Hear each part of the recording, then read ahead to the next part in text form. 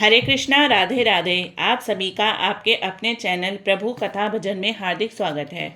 आज इस वीडियो में मैं आप सभी को बैसाख महात्म का 29वां अध्याय सुनाऊंगी, जो इस प्रकार है। प्राचीन समय में कश्मीर देश में देवव्रत नाम का एक ब्राह्मण था। उसकी मालिनी नाम की एक पुत्री हुई। वह कन्या सत्यशील नाम वाले विद्वान ब्राह्मण को ब्याई गई। वह उसको विवाह करके अपने साथ यवन देश में ले गया।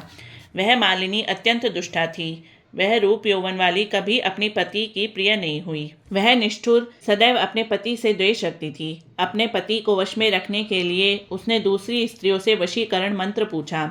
उन्होंने कहा, हमने तो अपने पति को वशीकरण औषधि से वश में कर लिया है। तू भी योगिन के पास जा, वह तुमको दिव्य औषधि देंगी, जिससे तेरा पति अवश्य वश में हो जाएगा। उनके कथनानुसार वह योगिनी के मंदिर में गई, जहाँ पर कुटी में 100 स्तंभ बने हुए थे। इस प्रकार उस मालिनी ने वहां पहुंच मन को वश में कराने वाले मंत्रों के लिए प्रार्थना की। फिर उसने हीरा जड़ी हुई स्वर्ण की अंगूठी उस योगिनी को भेंट की। योगिनी पति के अपमान से दुखी हृदय जानकर कहने लगी कि यह रक्षा चूर्ण तुमको देती हूँ। यह संपूर्ण प्राणियों को वश में करने वाला है। यह चूर्ण अपने पति को दे देना, जिससे तेरा पति तेरे वश में हो जाएगा। तेरे बुरे चरित्रों को देखकर भी तुझको कुछ न कहेगा। वह चूर्ण को लेकर अपने घर आ गई और संध्या के समय दूध में मिलाकर अपने पति को दे दिया।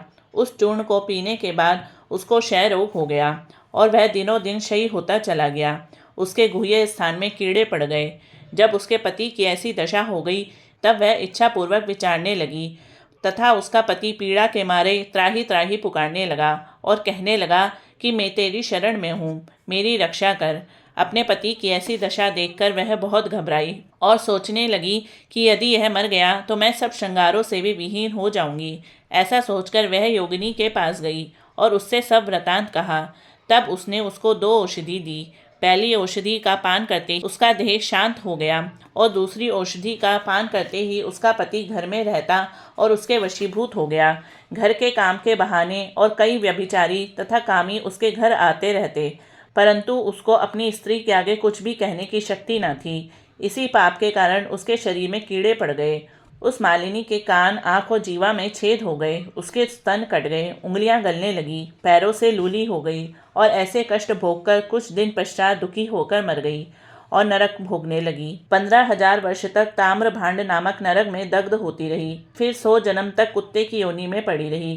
दैव योग से जब कर्म फल पूरा हो गया, तो वैशाख मास में संक्रांति में शुक्ल पक्ष की द्वादशी के दिन पद्मबंधु के पुत्र नदी में स्नान कर पवित्र हो गीले वस्त्रों से ही घर आया। वहां तुलसी वृक्ष के पास उसने अपने पैर धोए। उसी स्तंभ के नीचे वह कुतिया सो रही थी। सूर्योदय से पहले ही वह कुतिया उस चरण के धोए हुए जल में लेट गई, जिससे उसके पाप तत्काल नष्ट हो गए और उसको पूर्व जन्म के सब कर्मों की याद आ गई। अपने पूर्व कर्मों का वर्णन कर उस मुनि ने से कहने लगी कि हे मुने, वैशाख शुक्ल पक्ष में पुण्य के बढ़ाने वाली द्वादशी के दिन स्नान दान आदि का जो सुकृत आपने किया है, वह मुझे दे दो। इस सुकृत से मेरी मुक्ति हो जाएगी। मैं अत्यंत दीन हूँ, मेरी रक्षा करो। ऐसे वचन सुनकर वह मुनिपुत्र कुतिया से बोला कि अपने किए हुए अच्छे और बुरे कर्मों का फल मनुष्य सुख और दुख के रूप में अपने आप ही अवश्य भोगता है। ऐसे वचन सुनकर कुतिया दुखी होकर ऊंचा मुख कर जोर जोर से उसके पिता पद्मबंधु से कहने लगी, मैं आपके द्वार पर पड़ी रहने वाली कुतिया हूँ। आपका झूठा टुकड़ा खाती रहती हूँ। आप मेरी रक्षा करिए। महात्मा, गृहस्थियों को जो उनके द्वार पर उनकी शरण में पड़े रहते हैं, उनका उद्धार करना उनका परम कर्तव्य है। ऐसा भेद जानने वालों ने कहा है। चांडाल कुत्ता सदा गृहस्थियों की दया के पात्र हैं, अतः आप मुझ मूर्ख का भी उद्धार करो। ऐसे कुतिया के वचन सुनकर पद्मबंधु घर के बाहर आया और पूछने लगा कि क्या बात है। तब उसके पुत्र ने सब कथा का वर्णन किया। पुत्र के वचन सुनकर वे विस्मय के साथ कहने लगे कि मेरा पुत्र होकर तूने ये क्या कहा।